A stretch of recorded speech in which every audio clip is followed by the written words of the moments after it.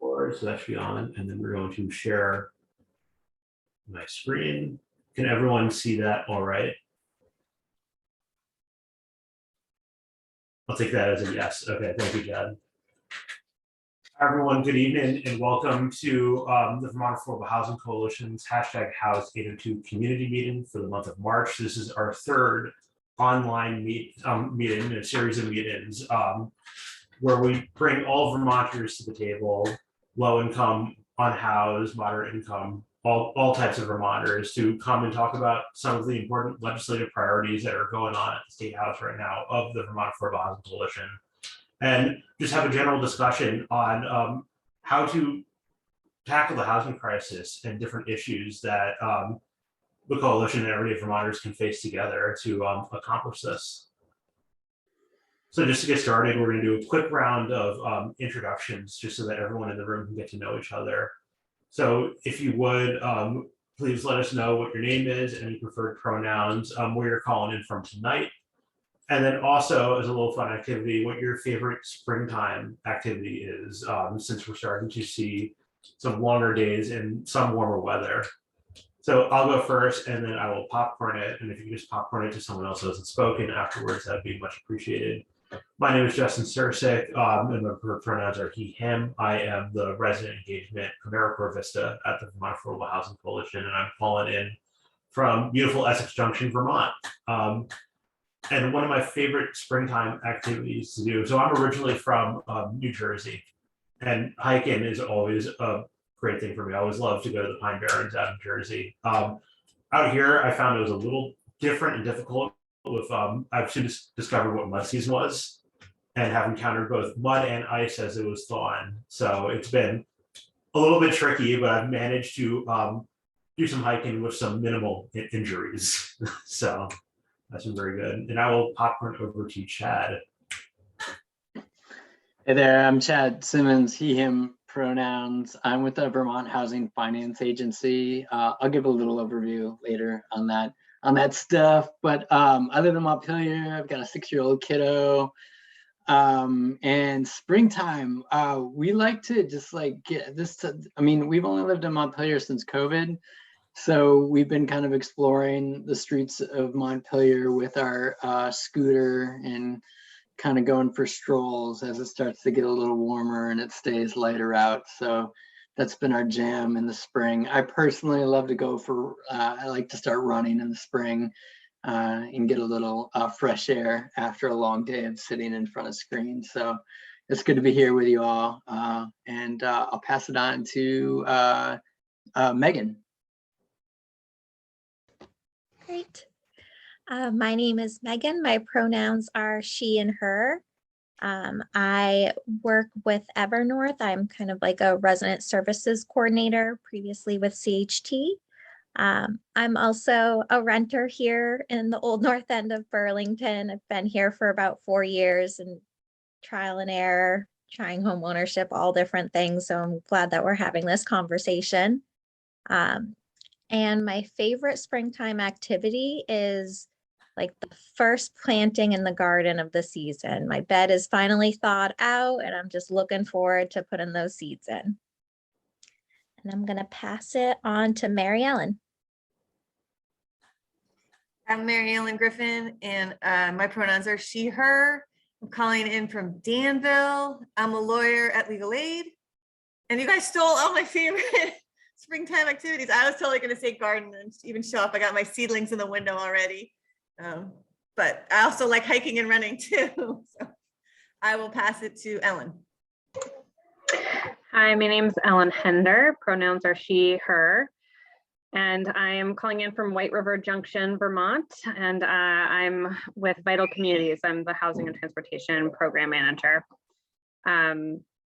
Sorry if you hear my children crying, it's close to bedtime. And springtime, just love being able to get outdoors and have it be light a little later and walk through the woods, enjoy some sunshine. Wonderful. Well, thank you all for being here tonight. I really appreciate your time. So moving on. Oh, there we go. So just briefly for what we're going to cover tonight, We're going to talk a little bit about S226, which is Senator Kesha Hinsdale's bill, expanding access to safe and affordable housing, which has also been known as the Housing Omnibus bill since it is quite large and covers a lot of ground. Then from there, we'll take a short break, and then we'll move on to a group discussion session, which can be used to talk more about S226 and ask questions after the short presentation. And then just to talk about any larger housing issues that you might be experiencing or things you might be anxious about, that might be something to get on the coalition's radar and to share resources and to talk to others about. So without further ado, I'm going to introduce Chad Simmons, who is the Housing Policy and Engagement Specialist at VHFA, the Vermont Housing Finance Agency, and just a really great advocate overall for affordable housing. So Chad, please take it away and let me know if I can share screens or do anything like that for you. Awesome. Thanks, Justin. I think for tonight, I chose not to do a presentation and just give, just talk a little bit about this. I'd love to have some more time for discussion on, especially since you all are doing this work, I'd love to hear kind of what you're hearing and what, what people's needs are and how that relates to what's being proposed in the bill. So just to start, I'll give a little bit of background. So I came onto this work, I'm relatively new in the housing world. I've been doing this job for a little over a year. And prior to that, I spent a fair amount of my years in Vermont doing environmental justice work, as well as a lot of work on substance use and the impact of opioids in communities across Vermont. So I kind of come from a variety of different angles on this. So housing justice is something that's really close to my heart, and how that intersects with all of the other things around income inequality, race and racism. So that's kind of the perspective I'm bringing. Vermont Housing Finance Agency, by and large, our role is to utilize the state and federal tax credits to build affordable housing. So in this country, that's one of the primary ways in which we fund housing developments across the country. And in the state, we have access to both federal housing tax credits as well as state housing tax credits. And we offer a variety of different programs, and in large part in partnership with many of your organizations and that work across the state. So one of my roles is to kind of sit in the legislature or behind a screen for the most part, and follow housing policy and kind of basically identify, along with the Affordable Housing Coalition and other housing partners, kind of what are the policies that are making their way through the legislature, and to support those that will really encourage an increase in the development of affordable housing and really meet people's needs, regardless of kind of where they're at in their lives. So this year, as Justin had mentioned, Senator Ram Hinsdale from Chittenden County had proposed early before the session had started a couple of housing proposals in a lot of the conversations that she was having around the state. And then inevitably, Senator Ballant from Windham County, who is the pro tem, her and Speaker Kowinski went throughout the state and did a listening tour and heard from Vermonters across the entire state what were some of the issues. And of course, housing came up as one of the major issues. So she had encouraged some of the housing ideas as well. And then finally, Senator Sorokin, also from Chittenden County, who is the chairperson of the Senate Housing or Senate Economic Development Housing General Affairs Committee, also had some ideas. So this year, what ended up happening was all those ideas got thrown into one large bill proposal, which was Senate Bill 226, and I put the two links in the chat. And essentially, this is a large bill that encourages the development of affordable housing throughout the state and supports policies that encourage housing, more housing to be built in areas that already exist for housing in our downtowns and villages and neighborhoods. So I'm gonna just really quickly kind of talk about the major themes of the bill, and then I'd love to just kind of open it up for discussion around some of the specific portions of the bill. Let's say up front, I'm not an expert in a lot of these program developments. A lot of these are highly technical, and if I don't have the answer, I can always go back and get the answer and follow up afterwards. But by and large, Vermont needs more housing. And this bill names that as a specific need and identifies a few ways in which we can create more housing in Vermont. And what we mean by that is we need more housing at all different kinds of levels, meaning both new housing, so built housing for low and moderate income Vermonters, as well as fixing up and improving existing housing that's just kind of grown old and run down. So this bill kind of proposes a number of things to build new housing and improve existing housing. And this bill also kind of creates a balance of protecting our environment, but also building new housing. So when we build new housing, when we create more housing, we need more water and wastewater infrastructure. We need the land to be able to build housing. We need roads and infrastructure to be able to get to and from our work and housing. So this bill proposes changing some of the laws in which we have to kind of navigate how to both protect the environment and create more housing for humans.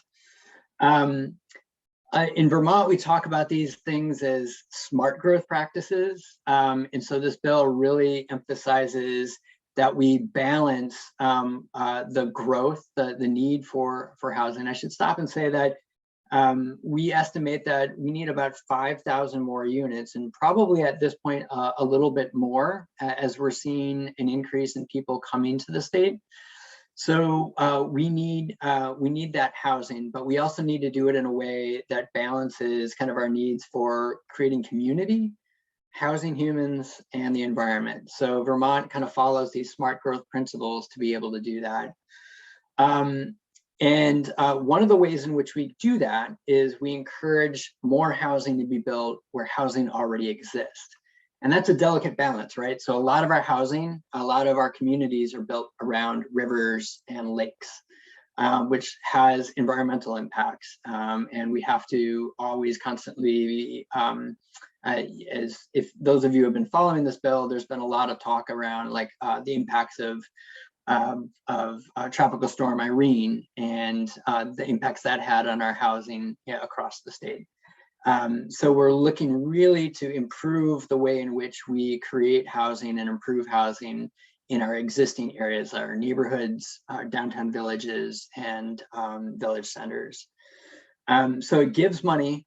So this bill proposes a fair amount of dollars being appropriated or given to communities to be able to support doing that. So this bill provides a little under $1 million to help communities improve their bylaws, or essentially the structure, the laws that help create the housing. This bill also proposes improving or kind of simplifying the ways in which we build housing in what's called priority housing communities or priority housing projects. And so that supports the ability for more housing to be built in these identified areas. There's a couple of areas that unfortunately haven't made it to the other end. So right now, where this bill is being debated in the Senate, and it's proposed to move into the House and over the next week. And right now, a couple of the provisions, two in particular, one is the manufactured housing tax credit expansion, which supports the funding of the replacement and the down payment assistance for manufactured housing for mobile homes to be replaced or improved across the state.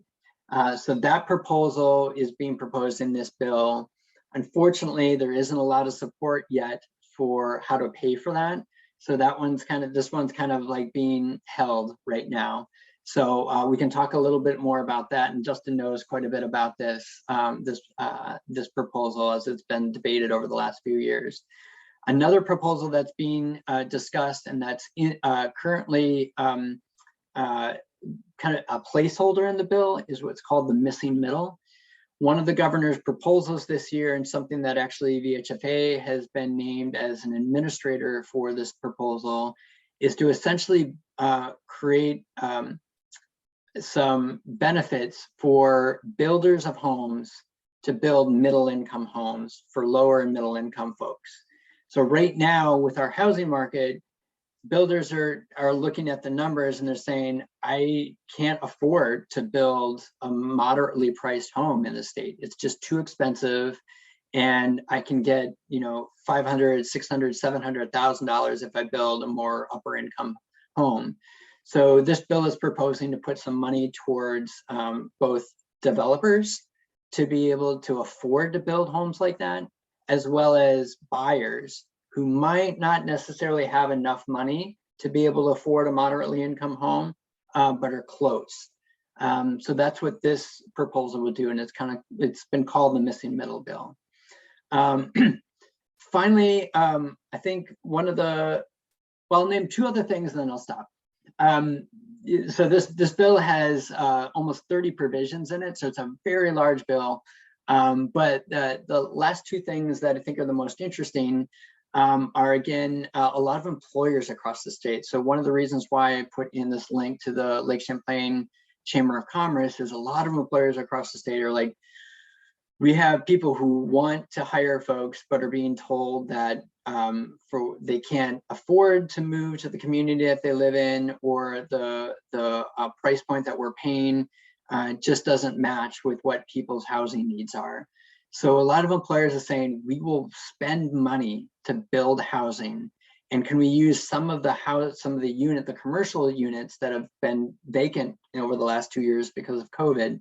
Can we use some of those units and have some money to be able to move them into housing? So there's a proposal in this bill to support efforts to do that. And that would kind of bring together partners like the Vermont Housing Conservation Board, employers and municipalities, and the state agencies to kind of support those efforts. Finally, there's been a lot of discussion over the last couple of years around how can we help current homeowners who might have a home but would like to build an addition to that home, or need support in kind of navigating the permitting processes and the steps they would need to go through in order to build an accessory dwelling unit, so an ADU as it's called. Essentially, it's kind of a mini house that might be connected to or on the same property as their existing home. And so this bill proposes to provide some dollars and supports to be able to, for Vermonters to be able to do that throughout the state.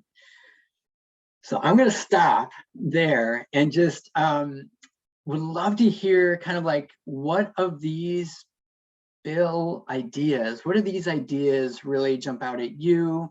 What are you hearing and seeing the needs in your community, and how do these things connect, if they do at all? So and I'd love to just open it up for some discussion. So I'll stop there and take a drink of water.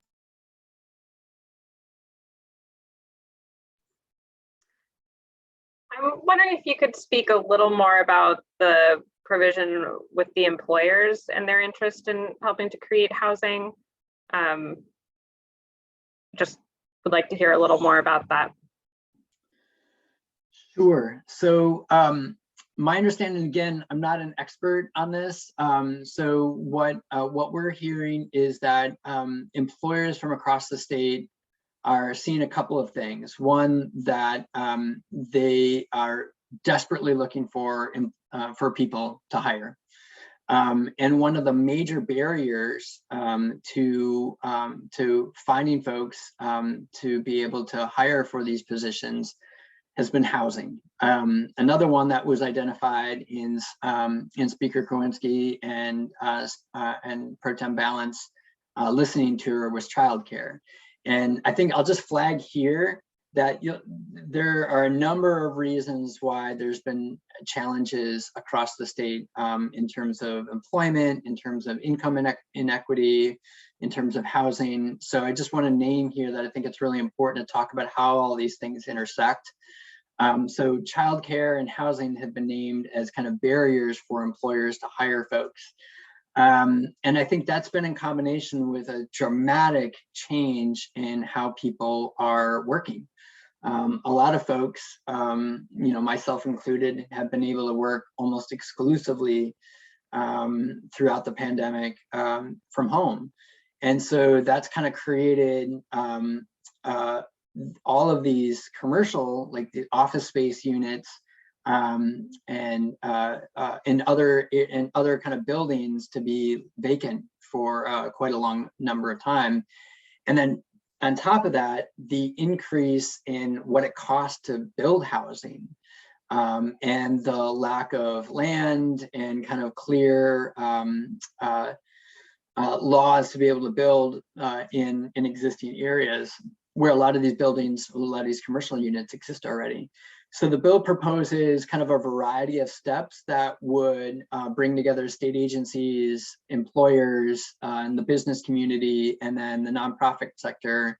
The bill in particular names the Vermont Housing Conservation Board for kind of creating a community partnership.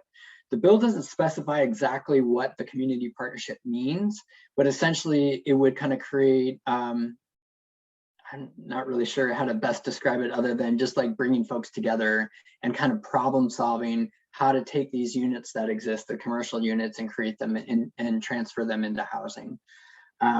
So I know there's a lot of employers that have been actively, trying to figure this out for a number of months now, and this bill essentially kind of creates a support system for doing that.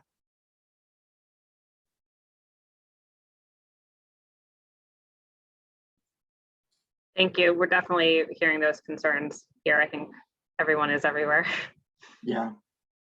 But that's exciting to know that there's potentially some support for making that happen. I would just say that Megan Sullivan from the Vermont Chamber has been really engaged in housing. In fact, it's been her focus over the legislative session. And I think it's been really exciting to see them really engaged in this issue.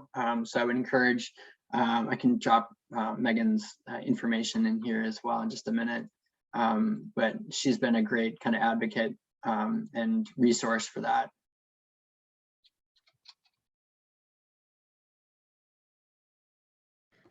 I'm just curious, is there like a specific workforce group that's like a focus, or would it be driven by the employers kind of stepping up and saying we want to do this?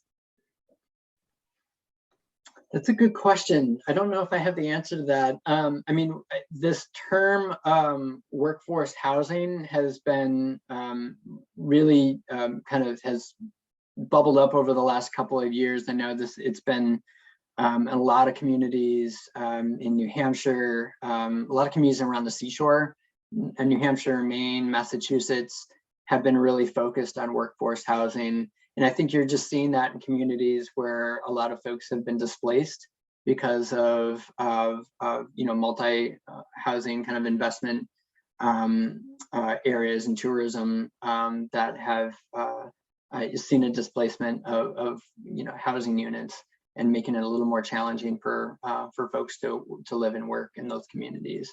So I think that's kind of where you've seen a lot of the conversation going. But again, I think that the chambers have been really kind of leading a lot of those conversations in terms of bringing employers together and kind of figuring out. I believe Evernorth has also as well. Correct me if I'm wrong. Yeah, I think so. I have just joined Evernorth, but I remember seeing at CHT something around like farm worker workforce housing, and I hear it a lot in that context. But I just think of a lot of other sectors that also need that support and how to kind of distribute that equitably.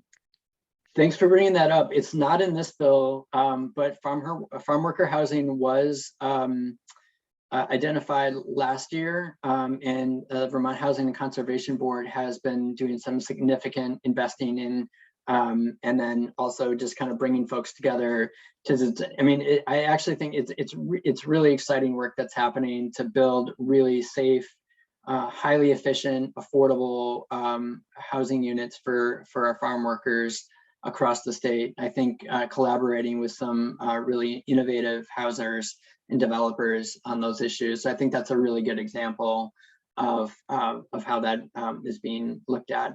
There is another bill, S210, which is the rental health and safety bill. The primary focus of that bill has been improving health and safety outcomes for rental housing units. One of the provisions on that bill is around farmer worker health and safety as well, and providing additional supports and safety wraparound for folks who do farm worker labor. Is S210 getting wrapped into S226? I keep hearing that it is, and I just don't see it there. I'm like, wait, it's not there. And is S210 moving? So great question. So this year, the timing of this conversation is great. So today the governor gave a press conference, and in that press conference, I would say that he definitely had some very direct feedback for the legislature in terms of where they're at and where he would like them to be at in terms of moving some of the housing proposals. S210 was passed in a different form, but very similar last year, which was Bill S79.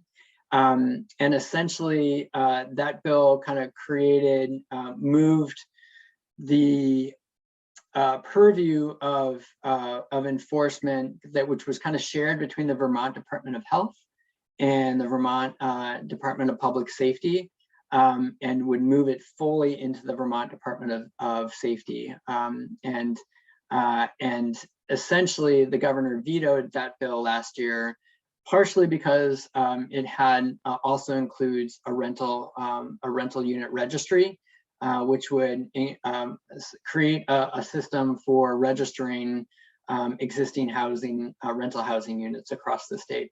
The governor vetoed that. The legislature took some of his feedback, created a new bill, and then added a couple of other things to it this year. So right now, the missing middle, which I'm happy to talk a little bit more about in provision, is in S226, the large housing bill. It is also in S210, the health and safety bill. And that, as was talked about today, I think it's pretty clear at this point, no one's really hiding their cards, that the legislature is really wanting to kind of wait and see how the governor decides to show support for the rental health and safety bill. Another provision, which I hope I named, but I just realized I don't think I did, and which is a really important piece of the housing bill, is the Vermont Rental Housing Improvement Program. This was piloted in 2020 and was really successful in essentially using ARPA dollars or COVID relief dollars, I'm sorry, CRF dollars. And I apologize for the alphabet soup, slow me down if I keep naming those things off. But essentially using those dollars to be able to help property owners fix up apartments that need significant health and safety improvements. So this would allow a landlord who might find mold or something wrong with their walls or roofing to be able to fix up the housing, and in exchange for those grants, the landlord would essentially commit to prioritizing some of the housing for folks who were previously homeless or housing insecure, and would partner with local housing agencies to identify those folks. So this is a really important bill. It's a proposed $20 million investment to that program, so a huge investment. That provision has also been added, is kind of bouncing around a little bit to the rental health and safety bill. So right now the legislature is saying, Governor, if you're really committed to the health and safety and affordability of Vermont's housing, you will pass this rental health and safety bill. And the governor is saying, I want these dollars now so builders and folks can start working on this housing now when it's, as it's getting warm out. So there's definitely a little bit of a dance between the legislature and the governor right now on these housing priorities. Thanks for bringing that up. I think that's a really good point to just mention how these bills are kind of interacting with one another. So is the governor saying he's gonna veto S210 again, or it's negotiation of like, we'll give you missing middle and VHIP, which you really want if you give us the rental housing safety bill, or it's more complicated than that, or like are you trying to say in nice speak like that bill's going nowhere, give it up, Mary Ellen, like 210, you're dead, like. I don't think I can say that yet because I think as our goal has been to support, and we've been a part of the process of working on S210 and before that S79, because I think these steps are really important to the overall housing goals of our state. I think right now what we're seeing is just kind of figuring out what housing priorities are going to make it through the legislature, and who knows, at the end of the session, all of them could go. I don't think I don't recall the governor saying today he would veto S210. I think he did express some concern that the legislature did not take all of his advice that he gave when he vetoed the bill. I think, and I should say that there's a couple of other provisions. So the rental health and safety bill is one. There's also a contractor bill that was vetoed that was also added to this housing bill, which essentially the governor is also saying that he does not approve or would rather not have this provision in there. So I think these are ways in which the legislature is trying to pass a policy that would support a well-regulated system, and the governor is saying, I'm not sure if these things are required or needed. I wish I had a magic, my magic wand to figure out how it's all going to play out. But at this point in the session, it's not, it's not abnormal for there to be some intense politics happening right now. That's just the way things are. And I think the legislature, just as some context, is recognizing that the ARPA dollars are running out. And while Vermont in particular has seen a ton of resources come into the state, in some cases more so than any other state per capita, it still is a finite pot of money. And so I think the legislature is trying to balance the needs for housing, for social services, which you'll see in this year's big bill, the budget. There's a lot of extra dollars going into social services. And the climate action things as well. So I think right now there's a lot of struggle with how to support all of those different priorities. Yeah, I don't mean to. I want to give Ellen and Megan a chance turn, but if we have time, I would like to hear. VHFA actually did a really interesting report about social service, about supportive housing, and about the need to increase housing support services and better funding for that, which I thought was really interesting, and trying to say like, hey, like there's money in healthcare to do this, and we're putting up all this housing, but we have to put the two together, and it's like crossing silos, and so how we got to get those. But I just didn't know if there's stuff happening, or there, like, particularly as a legal aid advocate, if there's stuff I should be advocating for. I'm like, I don't understand the healthcare side enough to know, like, wait, I want some of those dollars to keep people housed. Well, I mean, Megan is, I don't know if you deal with like people who are violating their lease because they're mentally ill. It's like, okay, but making them homeless isn't going to make them less mentally ill. And anyway, I'm talking too much. I don't know if you have any thoughts on that, Chad. I'll just try. My previous role was with the Upper Valley Haven, and I was a family supportive housing service coordinator. And that's a program the state has that actually uses Medicaid dollars to help fund the support services. And I know there's always been a lot of talk about how can we leverage that in other supportive housing settings. And, you know, yes, let's do more of that. Yeah, I'd love to hear. I'm not a part of that working group. My colleagues have been deeply involved in this, and obviously we put out the report and did a fair amount of research and data gathering and hearing from folks across the state on what's being seen. I think the bottom line is I think there is a need and a direct ask to provide more resources that are bolster the services provided in a lot of the housing across the state. I think the challenge is that we want to just be explicit and name that we don't want the limited housing dollars that we have to be used for those services. So we want supportive service dollars to come in to kind of take care of the mental health and you know, medical health needs of Vermonters, but also we need the dollars to build the physical housing to address the land, the water and housing construction needs. So I think the report really speaks to how we really need to integrate these two funding streams in a really strategic way. Do you think the legislature gets that? Do you think that there's stuff that they could do or should do to integrate those two streams better? Right. So I do.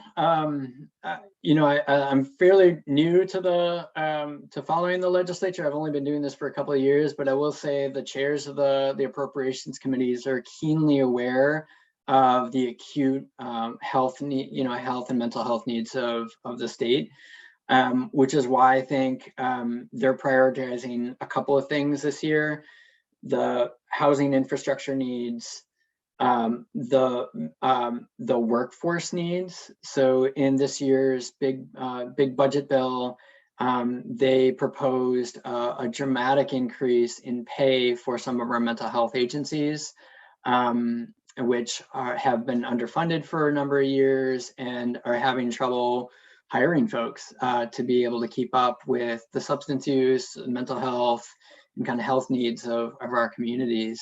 And then kind of the other piece is then also investing directly into housing, which is why you're seeing a lot of direct investment to the Vermont Housing Conservation Board to provide those dollars. So I think the legislature gets it.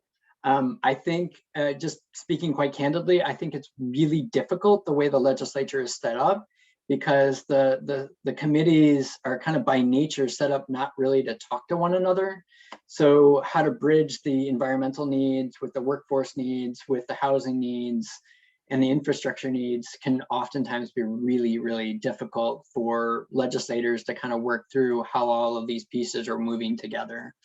And I think you're seeing that right now at this time of the year. I think there's a lot of frustration and struggle between the governor and the two branches of government, you know, the House and the Senate. Evening, David.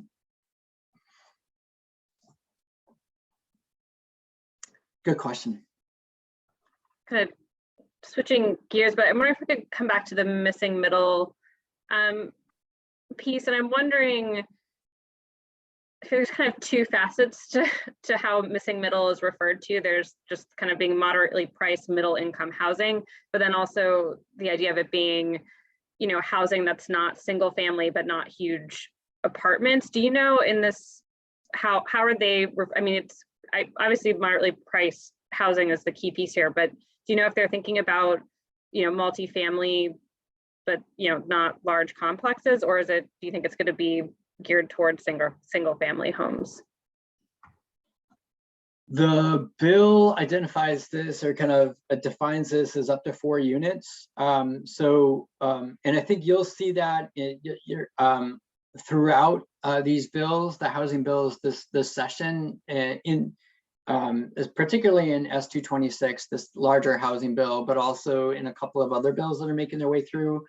S234, which kind of addresses some of the zoning Act 250 laws. Essentially, the goal is really to encourage multiple kinds of housing to be developed, and not to limit to one kind of housing. And for a variety of reasons. One, it's smart. It's smart housing policy. It also addresses some of the racial and class inequities that unfortunately, a lot of our housing policies have historically been creating. And so the missing middle is kind of encouraging developers to create units between 1 and 4 units that would be affordable up to 120% of area median income. So essentially kind of lower to middle income folks, and who would be able to, who might not, especially in this market, might not be able to afford these homes to be built, but with a little extra help for both the home buyer as well as the developer, makes a little bit more financial sense. And again, some of the projects being proposed, and as my colleague Seth will talk about, there's already folks that are waiting to build these kind of homes. So it's not like we're creating a policy for something that'll happen 2 years from now. Like, folks are ready to build these homes, which is why I think you're hearing a little bit of the urgency from the housing community to like get the stuff passed as quickly as possible. So I hope that answered your question. Yes, thank you. Hi to those who have joined.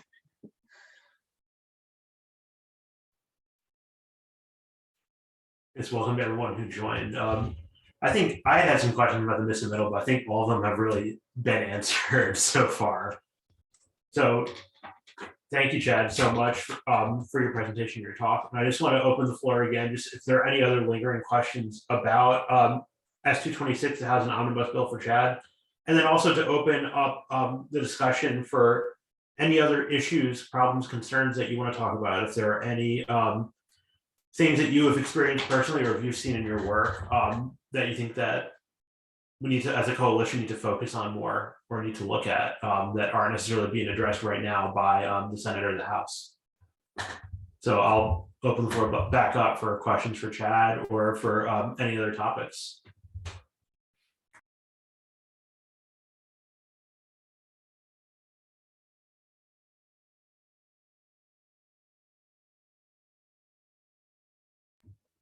I will, as maybe some folks think about that, Chad, I did want to ask very quickly about the manufactured homes tax credit expansion, since I had followed that earlier in the year, earlier in the session, but not as much now. And the last I had heard about it was that there was talk about it being funded by an increase to the property transfer tax, and that kind of went downhill and isn't really viable. And then the last I heard, there was talk about pulling money from the general fund that would go to pay for it, but I wasn't too sure what exactly would happen there. To me, it just kind of sounded like it was just kind of like pulling a rabbit out of the hat, and like, oh, we'll just figure it out and make it work, you know, kind of magical in a way. So do you know where that's going exactly, or how that might work out, or what legislators are talking about?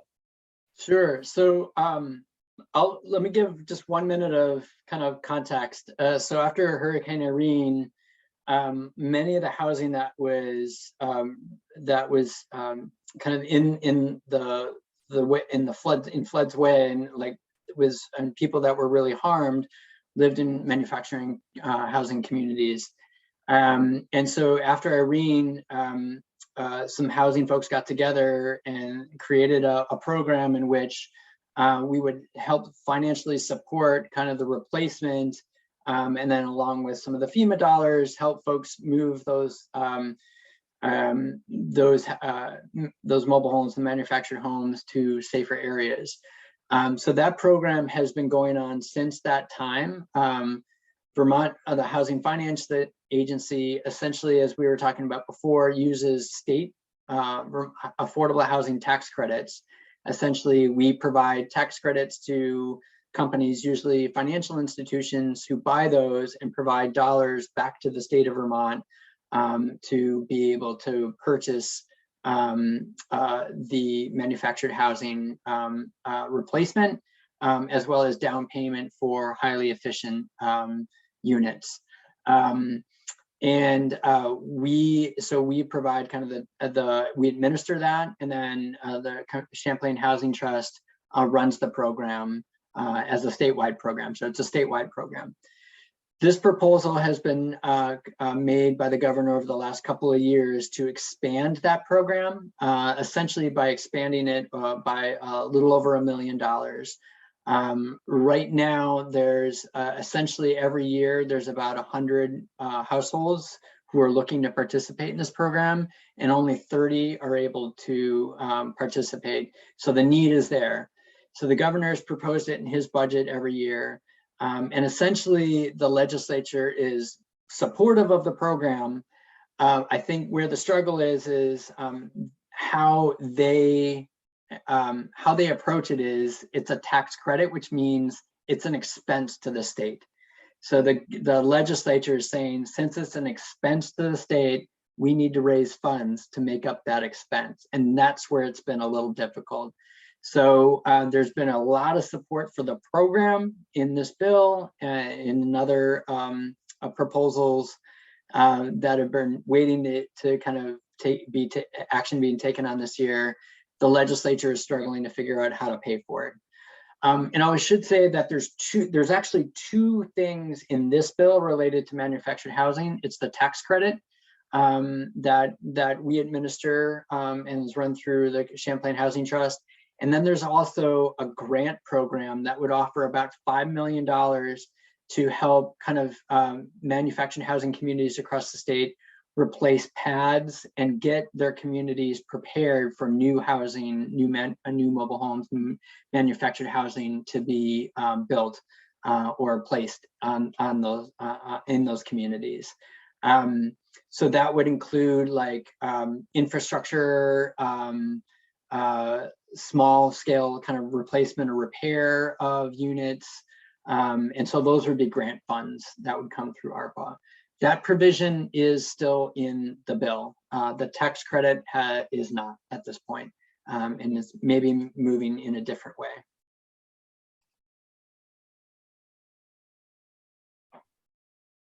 Awesome, thank you so much. And I see Mary Ellen just shared the governor's reaction this afternoon. Right after you explained it, my husband was texting me. He's like, hey, did you see this? I was like, no, I hadn't seen that, but I just heard about it. Oh. Yeah, so they kept using terms like poison pills in these discussions. And essentially what the governor is saying, just give us the money to build housing. And the legislature is saying, you know, we'll do that. And these policies will actually really go a long way to support housing and safe, decent, affordable housing into the future. So that's the contractor thing has been kind of folded into that conversation. Well, I guess to the extent you asked what we're seeing, I mean, I'm a legal aid lawyer. I have a lot of clients in really, really unsafe housing who have nowhere to go because there's nowhere else to go. And they don't want to challenge their landlord because they can't afford to be evicted because where are their kids going to live? Where are they going to live? And they are at risk. I mean, they are like sewage in the basement, no working heat, no, like, it's like awful. So, and town health officers, you know all this, but town health officers are do-gooders and they are mostly volunteers, but it is way too much to ask. They walk into the middle of like these really difficult situations. And this has been like 30 years of like working towards this, but so Yes, I still see people living in really unsafe housing. And some of it is like, yeah, if we had more affordable housing and as more gets built and more gets funded, people will have better options and maybe that the market will drive some of that. But anyway, so that is what I see. Thanks for sharing that. You know, and I'll just say that in a lot of these discussions in the committees, the legislators are bringing those stories up. You know, I think some days it does feel, you know, it's sitting through hours and hours of committee meetings. Some days it kind of feels like legislators are disconnected and the governor's disconnected from what people are really experiencing in their communities right now. And I would just say that I think it's clear that the legislature and legislators are bringing in these stories of really unsafe housing conditions, of difficult, if not impossible situations where tenants and folks are having to choose, do I choose to essentially get myself kicked out, or do I just live in these unsafe and really horrible living conditions? I will also add too, is in a conversation with some other housers today, and obviously there's been a lot of discussion happening around the housing units in Winooski owned by the Bove folks. And it was pointed out to me that it really took a coalition of folks, including some white-led organizations who said, you know what, this is disproportionately impacting folks of color, and this seems extremely unjust and unfair.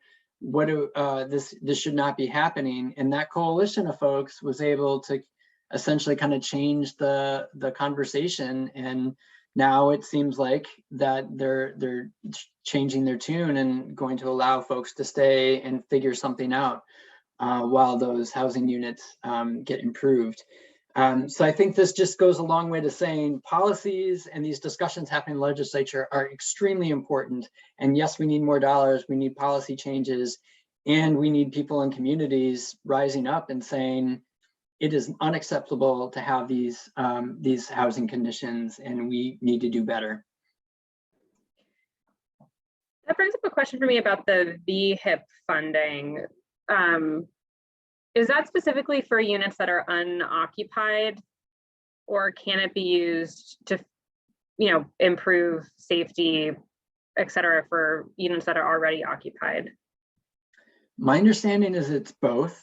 So to bring unoccupied units, you know, I think there are some communities that have seen a lot of housing units go offline just because of disrepair, and you know, someone moves out, the person who owns the units just chooses not to re-rent them, and so those units are obviously are available to take advantage of the VHIP program, as well as units that, you know, folks might say are unsafe.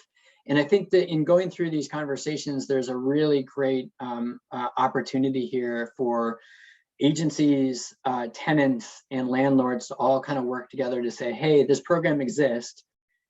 This housing situation might not be very good. Let's all work together to get some resources to fix up the things that need repair and to make the housing safer, decent, keep it affordable, which is really important here. The VHIP proposal does have a covenant saying that in order to qualify for this grant program, because it is a grant program as it's described right now, to be able to take advantage of that and keep these units affordable, and that they'll be available for folks, that there'll be a certain percentage available for folks who were previously homeless. So I think that's a really important, so it is both and. Comes back to wanting there to be more supportive housing too, to help those conversations and connections. Exactly. Yeah. Yeah. And thanks, Marilyn, for that reminder that there's also repairs available through VRAP. That's a great reminder. And oh gosh, here I am. I represent Vermont Housing Finance Agency, and I'm not even talking about the Vermont Homeowner Assistance Program. I'll take off the S226, the housing bill hat for just 1 minute and just share that as part of the COVID relief funding that came from the federal government, Vermont was awarded $50 million to support homeowners in accessing funding for mortgage assistance. This program is essentially kind of a continuation, but also an improvement to what was the mortgage assistance program. This program provides not only assistance for your mortgage, but it provides assistance for fuel and thank you, Mary Ellen, for fuel. So it could be fuel oil, electricity, as well as property taxes and co-op fees as well. So that program is available. It's been up and running since the 3rd week in January. We've already seen almost over 1,000 people apply. I'm sorry, 1,700 people apply, and nearly $17 million have been requested already. So obviously the need is there. So again, kind of to tie all this together, with a rental registry program, rental health and safety bill, these kind of tools would make it easier for folks to be able to learn about these kind of programs, about VRAP, around VHAP, and be able to provide another avenue for tenants, agencies, and landlords to all have the information that they need to be able to access this.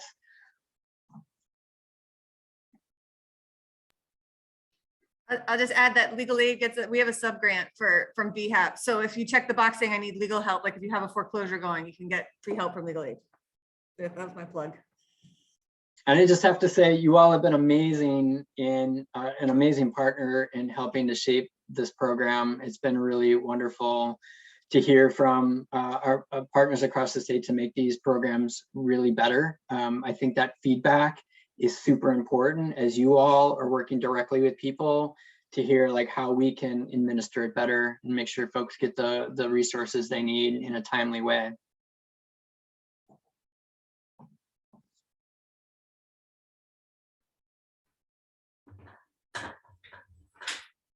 Okay, awesome. Well, I think it's been an hour, and unless anybody has any other questions, I think this has been a wonderful conversation. I want to thank all of you for coming here and spending your time here, and I thank you, Chad, especially for really providing all this information and kind of leading this awesome discussion that we just had. So thank you all so very much. I just wanted to add into the chat a quick little Google form if you want to receive updates and more information about these meetings and about community meetings and resident engagement at the Vermont Affordable Housing Coalition. Feel free to sign up. Chad's information you just put in there as well. So yeah, thank you all so much. I'm so grateful that you were all here. So thank you. Thank you all. It's great to see you all. Nice to see you too. Thank you very much. Have a good night. Thank you.